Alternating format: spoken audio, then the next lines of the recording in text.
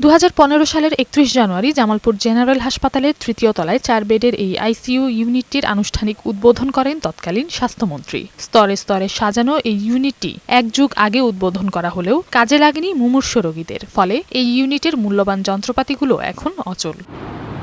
হাসপাতালটিতে প্রতিদিন রোগী আসে 5 শতাধিক। জটিল রোগীদের আইসিইউ সাপোর্টের জন্য পাঠানো হয় ময়মনসিংহ কিংবা ঢাকা মেডিকেল কলেজ হাসপাতালে। সেখানে পৌঁছার আগেই মৃত্যুর করে ঢলে পড়েন অনেক রোগী। এছাড়া চলমান হামের প্রাদুর্ভাবে সরকারিভাবে আইসিইউ সাপোর্টের ব্যবস্থা না থাকায় দুশ্চিন্তায় পড়েছেন রোগী ও স্বজনরা। আইসিইউ নষ্ট থাকার কারণে এখানে সুচিকিৎসা পাচ্ছি না। হামের দুর্যোগ দেখা দিয়েছে, এই অবস্থায় আইসিইউটা অতীব জরুরি। ওকেজ এবং পরিত্যক্ত যে আইসিইউটা সেটা যেন পুনরায় চালু করে পর্যাপ্ত চিকিৎসক, নার্স ও আলাদা প্যাথোলজি বিভাগের কোনোটাই না থাকায় চালু করা যায়নি ইউনিটটি, বলছেন সংশ্লিষ্ট এই কর্মকর্তা।